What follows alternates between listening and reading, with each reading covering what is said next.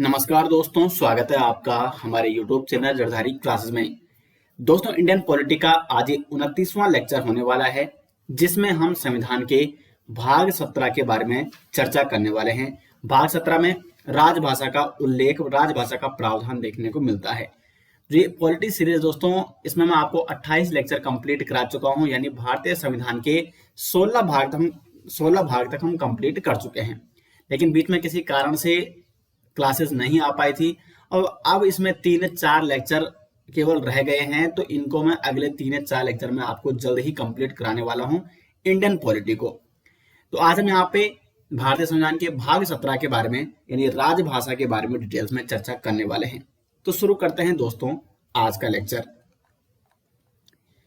दोस्तों, अगर हम बात करें भारतीय संविधान के भाग 17 के बारे में, जिसमें राजभाषा का प्रावधान है। राजभाषा क्या होती है, हमारी राजभाषा कौन है, राष्ट्रभाषा क्या होती है, इसके बारे में हम चर्चा कर रहे हैं। भाग 17 में जो अनुच्छेद हैं वो है अनुच्छेद 343 से लेकर 351 तक। तो प्रत्येक अनुच्छेद को मैं यहाँ पे डिटेल्स में आपको समझाने वाला हूँ। लेकिन उससे पहले आपको ये समझना होगा कि राजभाषा क्या होती है, राष्ट्रभाषा क्या होती है और राज्य भाषा क्या होती है। तो सबसे पहले समझते हैं यहाँ पे राजभाषा को। राजभाषा को ऑफिशियल लैंग्वेज भी कहा जाता है, या इसे राजकाज की भाषा या दरबारी भाषा के नाम से भी जाना जाता है। दरबारी भाषा भी इसे कहा जाता है, या इसे कहा जाता है राजकाज की भाषा। यानी जिस भाषा का प्रयोग ऑफिशियल कार्यों में किया जाता है। जो ऑफिशियल कार्य होते हैं, जो दरबारी कार्य होते हैं या राजकाज के जो कार्य होते हैं, उसमें इस भाषा का प्रयोग होता है। और भारत की अगर बात करें राजभाषा की, तो भारत की राजभाषा है, ऑफिशियल लैंग्वेज है हिंदी। भारत की राष्ट्रभाषा नहीं है हिंदी, बल्कि भारत की राजभाषा है हिंदी। क्योंकि इस पर भी बहुत वहां पे जब संविधान जो सभा थी, वहां पे बहुत बहस हुई, इस पे बहुत चर्चा हो रही थी कि हिंदी को राष्ट्रभाषा भी घोषित किया जाए। लेकिन हिंदी को राष्ट्रभाषा घोषित नहीं किया गया, बल्कि हिंदी को राजभाषा बनाया गया। और जो अंग्रेजी है, अंग्रेजी यहाँ पे क्या है, अंग्रेजी एक सहायक राजभाषा है। यानी अगर आप देखते होंगे ऑफिशियल जो वर्क होते हैं, जो ऑफिशियल वर्क होते हैं, उसमें हिंदी का प्रयोग और मोस्टली वहां पे अंग्रेजी का प्रयोग भी किया जाता है। जो ऑफिशियल वार्तालाप होते हैं, ऑफिशियल आपने देखे होंगे जो पत्र व्यवहार होते हैं, या जो ऑफिशियल कोई भी सूचना जारी की जाती है, वो हिंदी या अंग्रेजी में जारी की जाती है। तो यहाँ पे जो भारत की राजभाषा है, जो दरबारी भाषा है, जो राजकाज के कामों में जिसका प्रयोग किया जाता है, वो है यहाँ पे हिंदी। और सहायक राजभाषा है अंग्रेजी। राष्ट्रभाषा की अगर हम बात करें, यानी इसको नेशनल लैंग्वेज कहा जाता है। नेशनल लैंग्वेज वो लैंग्वेज होती है जो देश की सर्वश्रेष्ठ लोकप्रिय भाषा है। देश की लोकप्रिय भाषा। अब अगर आपसे पूछ जाए कि हमारे देश की लोकप्रिय भाषा कौन सी है, लेकिन हमारे देश में क्या है, बहुत तरह की विविध भाषाएं हैं। विविधताओं से घिरा हुआ है हमारा देश, विविध भाषाएं यहाँ पे। इसलिए किसी एक भाषा को नेशनल लैंग्वेज यानी राष्ट्रभाषा बनाना बड़ा ही कठिन था। यहाँ पे बहुत सारे लोगों ने कहा कि नेशनल लैंग्वेज हिंदी को बनाया जाए। अगर हम दक्षिण भारत के भारतीयों की बात करें, तो वहां पे तमिल लैंग्वेज है, मलयालम है, उन्होंने उसकी मांग की। उसी प्रकार से अलग अलग क्षेत्र के जो अलग अलग राज्यों के जो लोग थे, उन्होंने उनकी जो भाषा है उसे नेशनल लैंग्वेज बनाने का यहाँ पे मांग की थी। इस पर बहुत भी बहस हुई थी। तो इसलिए यहाँ पे जो नेशनल लैंग्वेज है वो कोई भी नहीं है भारत की, जो राष्ट्रभाषा है। क्योंकि देश में यहाँ पे एक भाषा नहीं है लोकप्रिय, बल्कि यहाँ पे बहुत सारे विविध भाषाओं का प्रयोग किया जाता है, विविध भाषाएं बोली जाती है। तो इसलिए भारत की कोई भी नेशनल लैंग्वेज नहीं है, राष्ट्रभाषा कोई नहीं है। और राजभाषा पर यहाँ भी बहुत बहस हुई थी। जब राजभाषा बनाई गई हिंदी, तो इस पर भी बहुत बहस हुई थी। लेकिन हिंदी में जो मोस्टली अगर हम भारत की बात करें, तो जो उत्तरी क्षेत्र के जो राज्य थे, अधिकांश तो हिंदी क्षेत्र के राज्य हैं, तो हिंदी का पड़ा यहाँ पे भारी हुआ। इसलिए यहाँ पे हिंदी को राजभाषा बनाया गया। हिंदी को राजभाषा बनाने के पीछे कौन सा फॉर्मूला है, तो वो है मुंशी अयंगर फॉर्मूला। यहाँ पे एक आपको पॉइंट नोट करना है, मुंशी अयंगर फॉर्मूला। इस फॉर्मूला के बेस पे, मुंशी अयंगर फॉर्मूला के बेस पे हिंदी को राजभाषा की संज्ञा दी गई, राजभाषा बनाया गया। कब, तो यहाँ पे 14 सितंबर 1949 को हिंदी को बनाया गया राजभाषा, हिंदी को राजभाषा घोषित किया गया। और इसीलिए 14 सितंबर को मनाया जाता है हिंदी दिवस के रूप में, हिंदी दिवस। अब देखो विश्व हिंदी दिवस कब मनाया जाता है, तो विश्व हिंदी दिवस मनाया जाता है 10 जनवरी को, 10 जनवरी को मनाया जाता है विश्व हिंदी दिवस। और 14 सितंबर को भारत में हिंदी दिवस के रूप में मनाया जाता है, क्योंकि 14 सितंबर को ही हिंदी भाषा को राजभाषा का दर्जा दिया गया था। तो यहां तक आपको समझ में आ गया, राजभाषा हिंदी है, राष्ट्रभाषा भारत की कोई भी नहीं है, क्योंकि भारत में विभिन्न तरह की जो भाषाएं हैं वो बोली जाती हैं। राज्य भाषा की बात करें, यानी स्टेट लैंग्वेज की जो स्टेट लैंग्वेज है वो होती है राज्य की लोकप्रिय भाषा, राज्य की लोकप्रिय भाषा, लोकप्रिय भाषा। अब यहाँ पे ये राज्य पे डिपेंड करता है कि उस राज्य में कौन सी भाषा है जो लोकप्रिय है, तो उससे ही उस राज्य की लोकप्रिय भाषा बनाया जाता है। जैसे अगर हम बात करें उत्तराखंड की, तो उत्तराखंड की जो राजभाषा है वो हिंदी है, और कोई भी राज्य एक या दो भाषाओं को अपने राजभाषा बना सकता है। अगर हम उत्तराखंड की बात करें, तो उत्तराखंड की जो प्रथम लैंग्वेज है, उत्तराखंड की जैसे एग्जाम्पल, ठीक है, उत्तराखंड की जो प्रथम लैंग्वेज है वो है हिंदी, प्रथम जो राजभाषा है, और दूसरी जो राजभाषा है वो है संस्कृत। उसके बाद देखो अब यहाँ पे केरल की बात की जाए, तो केरल की जो राजभाषा है वो है मलयालम, मलयालम। पश्चिम बंगाल की बात करें तो पश्चिम बंगाल की है बंगाली, उड़ीसा की है उड़िया, उत्तर प्रदेश, बिहार, राजस्थान, इनकी क्या है, हिंदी है, ठीक है। तो उत्तरी क्षेत्र के जो अधिकांश राज्य, जैसे उत्तराखंड हो गया, उत्तर प्रदेश, मध्य प्रदेश, हरियाणा, ठीक है, इनकी जो राजभाषा है, स्टेट लैंग्वेज है वो हिंदी है। लेकिन देखो केरल की यहाँ पे मलयालम है फर्स्ट राजभाषा, ठीक है, पश्चिम बंगाल की बंगाली हो गया, और उड़ीसा की उड़िया। तो यह स्पष्ट आपको समझ में आ गया होगा कि राजभाषा, राष्ट्रभाषा और राजभाषा क्या है। राजभाषा कौन है, हमारी हिंदी है, जो कि ऑफिशियल लैंग्वेज है संघ सरकार की, ठीक, केंद्र सरकार की। अब हम आगे बात करते हैं, और यहाँ पे जो आर्टिकल संबंधित हैं राजभाषा से, उनके बारे में डिस्कस करते हैं। अनुच्छेद 343 है, इसमें संघ की राजभाषा के बारे में उल्लेख देखने को मिलता है। अनुच्छेद 343 कहता है संघ की राजभाषा हिंदी होगी और लिपि क्या होगी, देवनागरी होगी। यानी जो भी केंद्र सरकार के जो ऑफिशियल कार्य होंगे, जो राज्य कार्य होंगे, वो हिंदी भाषा में किए जाएंगे, और सहायक भाषा के रूप में अंग्रेजी का प्रयोग, सहायक राजभाषा के रूप में अंग्रेजी का प्रयोग भी किया जाता है। तो संघ की जो राजभाषा है वो हिंदी है, और देवनागरी क्या है, इसकी लिपि होगी। उसके बाद अनुच्छेद 344 कहता है कि राजभाषा के संबंध में आयोग और संसद की समिति, यानी राजभाषा के संबंध में एक आयोग का गठन किया जाएगा और एक संसद की समिति का गठन किया जाएगा। अब जो आयोग है, आयोग का गठन कौन करेगा, आयोग का गठन करेगा राष्ट्रपति, राष्ट्रपति के द्वारा राजभाषा आयोग का गठन किया जाएगा। इसमें एक अध्यक्ष होता है और अन्य सदस्य होते हैं जो कि 8वीं अनुसूची में जो शामिल भाषाएं हैं उसके क्या होते हैं, प्रतिनिधि होते हैं, उसका प्रतिनिधित्व करते हैं। एक इस आयोग का क्या होगा, अध्यक्ष होगा। और कार्य क्या होगा इस आयोग का, तो इस आयोग का कार्य है राष्ट्रपति को भाषा विषय पर सिफारिश करना, जो भी संबंधित इशू होंगे भाषा संबंधित, तो उससे राष्ट्रपति से सिफारिश करना। और एक जो ये संसद समिति है, तो संसद में एक समिति का गठन किया जाएगा भाषा को लेकर। इसमें जो कुल सदस्य होंगे वो होंगे 30, इसमें 20 होंगे लोकसभा के प्लस 10 होंगे राज्यसभा के, ठीक है। और इसका कार्य भी क्या है, आयोग की सिफारिश की समीक्षा करना। जो ये राजभाषा संबंधी आयोग है, इसने जो सिफारिश की है उसकी समीक्षा करता है ये संसद की समिति, जिसमें 20 सदस्य लोकसभा के होते हैं और 10 सदस्य होते हैं राज्यसभा के, और फिर उस पर राष्ट्रपति को अपनी राय देना। तो ये तो यहाँ पे राजभाषा के संबंध में आयोग और संसद की समिति। अब प्रथम जो राजभाषा आयोग था वो कौन था, ये प्रश्न कई बार पूछा जाता है। तो प्रथम राजभाषा आयोग जो था वो था बीजी खेर आयोग।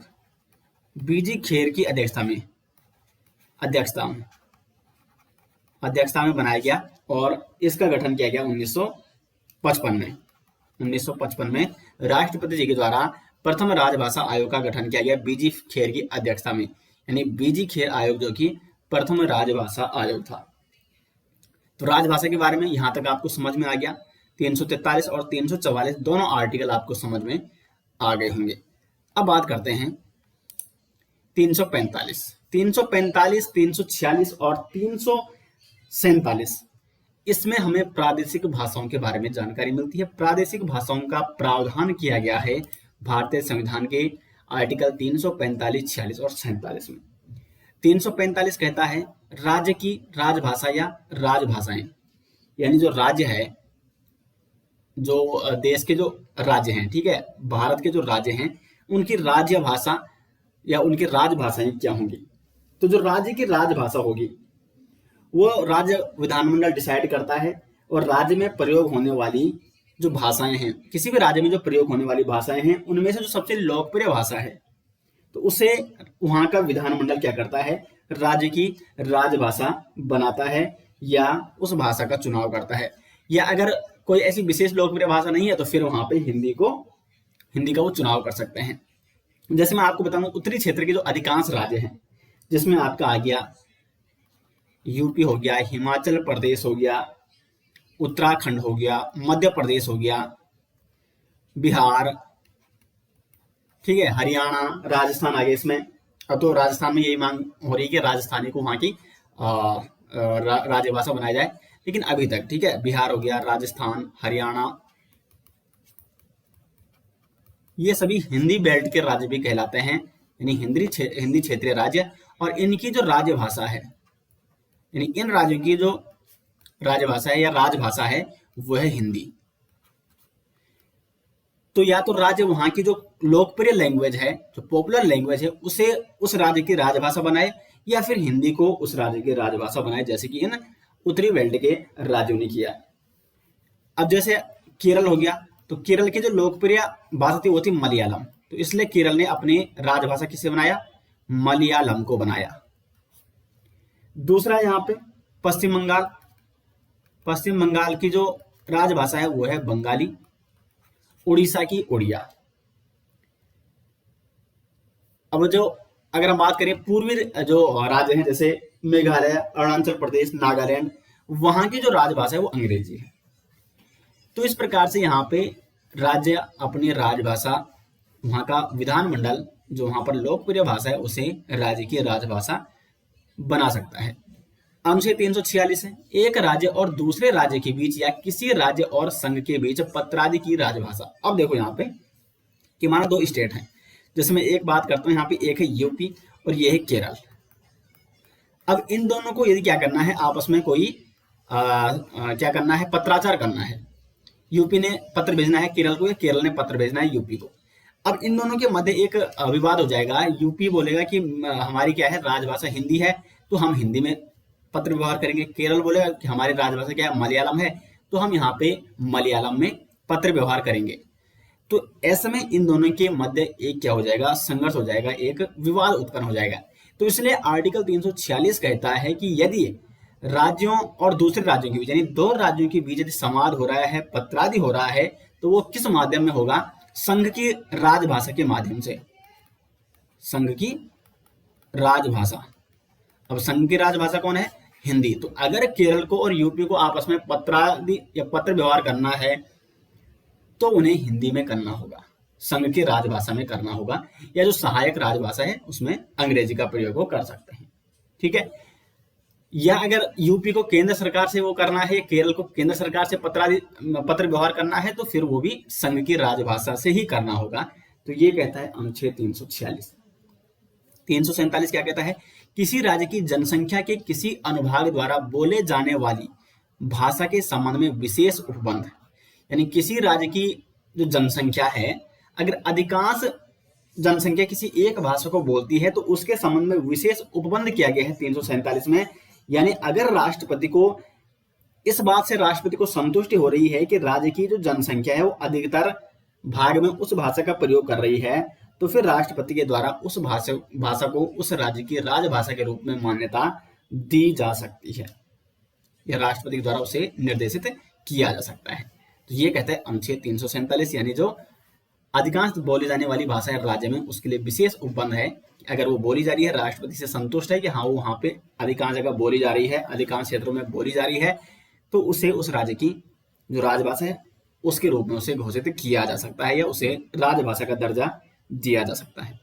तो प्रादेशिक भाषाओं के बारे में डिटेल्स में हमने अध्ययन कर लिया है। अब यहाँ पे उच्चतम न्यायालय या उच्च न्यायालयों आदि की भाषा। अब उच्चतम न्यायालय या उच्च न्यायालय यानी सुप्रीम कोर्ट और हाई कोर्ट में कौन सी भाषा का प्रयोग किया जाएगा? तो अनुच्छेद 348 कहता है उच्चतम न्यायालय और उच्च न्यायालयों आदि के लिए प्रयोग की जाने वाली भाषा कौन होगी? तो कौन होगी यहाँ पे? तो 348 का क्लोज 1 कहता है कि supreme court and high court, यहां पर जो सभी कार्यवाही सुप्रीम कोर्ट और हाई कोर्ट की कार्यवाही ये होगी अंग्रेजी भाषा में। अंग्रेजी भाषा में होंगी सभी कार्यवाहियां, किसकी? सुप्रीम कोर्ट और हाई कोर्ट की। लेकिन 348 का क्लोज 2 कहता है कि राज्य का राज्यपाल राष्ट्रपति की पूर्वानुमति से हिंदी या अन्य राजकीय भाषा को उच्च न्यायालय की कार्रवाई की भाषा का दर्जा दे सकता है। जो हाई कोर्ट है, देखो सुप्रीम कोर्ट और हाई कोर्ट में अंग्रेजी का प्रयोग किया जाएगा सुप्रीम कोर्ट और हाई कोर्ट की कार्यवाही में।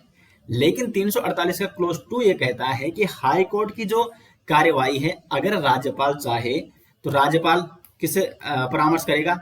राज्यपाल करेगा राष्ट्रपति से परामर्श। और जिस राज्य का वो हाई कोर्ट है, तो उस राज्य की जो लोकप्रिय भाषा है या उस राज्य की जो राजभाषा है, तो उसका प्रयोग हाई कोर्ट की कार्यवाही में किया जा सकता है। तो यहां तक आपको स्पष्ट रूप से समझ में आ गया होगा। लेकिन अब ऐसा नहीं है कि जैसे आप चले गए, मानो कोई उत्तरी क्षेत्र के व्यक्ति है, वो हिंदी भाषी है, उसे हिंदी का नॉलेज है, और वो चला गया कहाँ? दक्षिण भारत में। अब दक्षिण जैसे वो केरल में चला गया और केरल में मलयालम का प्रयोग है, और अगर केरल का जो हाई कोर्ट है वहां पर मलयालम भाषा का प्रयोग होता है, वहां की जो कार्यवाही होती है वो मलयालम भाषा में होती है माना, और जो यहाँ से उत्तरी भारत से वहां जा रखा है उसे मलयालम भाषा नहीं आती है, और अगर उसे वहां के कोर्ट जाना पड़ गया है और कुछ शिकायत करनी है तो वो अपनी हिंदी भाषा में भी वहां पे शिकायत कर सकता है। यानी शिकायत किसी भी भाषा में कर सकते हैं। उसके बाद यहाँ पे आर्टिकल 349 349, तो ये कुछ विशेष नहीं है, भाषा से संबंधित कुछ विधियां अधिनियमित करने के लिए विशेष प्रक्रियाएं इसमें दी गई हैं। अब यहाँ पे जो 350 और 351 ये अनुच्छेद हैं, इसमें कुछ विशेष निर्देश दिए गए हैं भाषा के बारे में।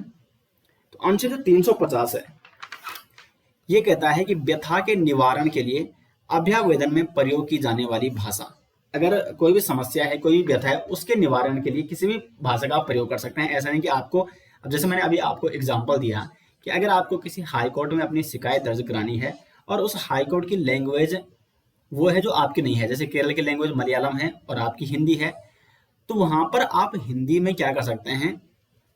कोई भी रिपोर्ट लिखा सकते हैं। तो व्यथा के निवारण के लिए अभ्यावेदन में प्रयोग की जाने वाली भाषा, तो आप किसी भी भाषा का यहाँ पे प्रयोग कर सकते हैं। 350 में 2 क्लोज आते हैं, 350 का क्लोज का और खा। 350 का जो क्लोज का है, ये कहता है कि प्राथमिक स्तर पर मातृभाषा में शिक्षा की सुविधाएं, यानी प्राथमिक स्तर पर जो शिक्षा दी जानी चाहिए वो मातृभाषा में दी जानी चाहिए। तो ये इंपॉर्टेंट है, ठीक है, ये इंपॉर्टेंट है, एग्जाम में पूछा जाता है कई बार कि किस संविधान में उल्लेख है कि प्राथमिक जो मातृभाषा है प्राथमिक स्तर पर उसे बढ़ावा देना। तो वो कहता है 350 का क्लोज का, यानी प्राथमिक स्तर पर जो शिक्षा दी जाएगी वो मातृभाषा में शिक्षा दी जाएगी, मातृभाषा में सुविधाएं दी जाएंगी शिक्षा की।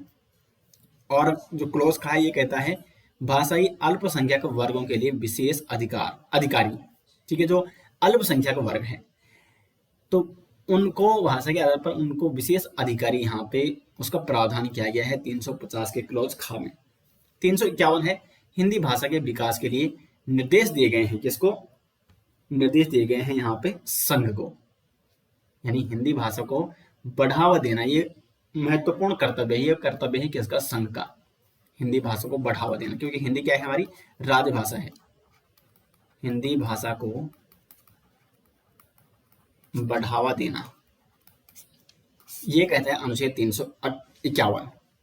हिंदी भाषा के लिए, हिंदी भाषा के विकास के लिए निर्देश यहाँ पे दिए गए हैं संघ को। संघ यहाँ पे क्या करेगा? हिंदी भाषा को बढ़ावा देगा। तो संविधान में यहाँ पे जो भाग 17 था उसमें जितने भी आर्टिकल थे वो मैंने आपको यहाँ पर डिटेल्स में बता दिए हैं। अब दोस्तों हम चर्चा करते हैं 8वीं अनुसूची। जो भारतीय संविधान की 8वीं अनुसूची है, इसमें भाषाओं के बारे में उल्लेख देखने को मिलता है। इसमें कुल 22 भाषाएं हैं, लेकिन मूल रूप से अगर बात करें तो मूल जो भाषा थी इसमें वो थी 14 भाषाएं, लेकिन 8 भाषाओं को बाद में जोड़ा गया और टोटल अभी क्या है, कुल भाषा है 8वीं अनुसूची में।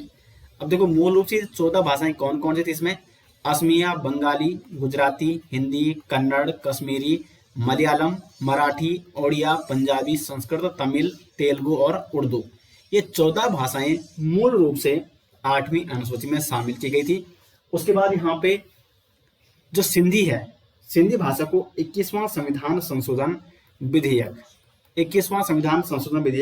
1967 के माध्यम से सिंधी भाषा को यहाँ पे जोड़ा गया 8वीं अनुसूची में। उसके बाद कोंकणी, मणिपुरी और नेपाली, इन 3 भाषाओं को 71वां संविधान संशोधन विधेयक 1992 में 8वीं अनुसूची में शामिल किया गया। और उसके बाद मैथिली, डोंगरी, बोडो और संथाली, इन 4 भाषाओं को 92 संविधान संशोधन विधेयक 2003 के माध्यम से 92 संविधान संशोधन विधेयक 2003 के माध्यम से 8वीं अनुसूची में शामिल किया गया।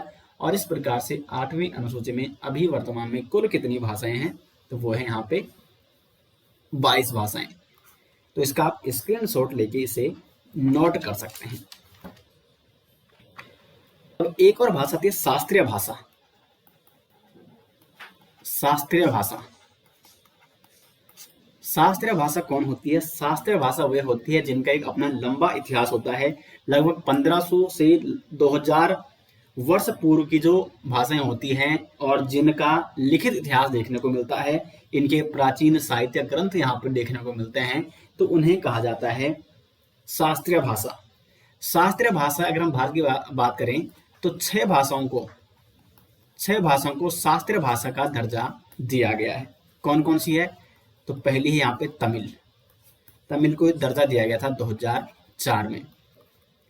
दूसरी आती है संस्कृत का भी अपना एक लंबा इतिहास है, तमिल का भी अपना एक लंबा इतिहास है और दोनों महत्वपूर्ण भाषाएं हैं और दोनों में प्राचीन साहित्य ग्रंथ देखने को मिलते हैं। तो 2005 में संस्कृत को भी शास्त्रीय भाषा का दर्जा दिया गया। तीसरे यहाँ पे तेलुगु, इसे दिया गया 2008 में। और चौथी यहाँ पे कन्नड़, तो कन्नड़ को भी 2008 में शास्त्रीय भाषा का दर्जा दिया गया। फिर है यहाँ पे मलयालम, इसे 2013 में। और अंतिम है यहाँ पे ओडिया को यहाँ पे 2014 में शास्त्रीय भाषा का दर्जा दिया गया। तो भाषाओं के बारे में दोस्तों मैंने आपको डिटेल्स में यहाँ पे जितना डिटेल्स हो सकता है वो मैंने आपको यहाँ पे समझाने का प्रयास किया। इसका भी आप स्क्रीन शॉट ले सकते हैं। और आपको ये लेक्चर कैसा लगा कमेंट बॉक्स में जरूर बताएं। और ये जो सीरीज है हमारी इंडियन पॉलिटी की, ये आपको कैसी लगी कमेंट बॉक्स में जरूर बताएं। मिलते हैं दोस्तों नेक्स्ट लेक्चर के साथ, तब तक के लिए धन्यवाद।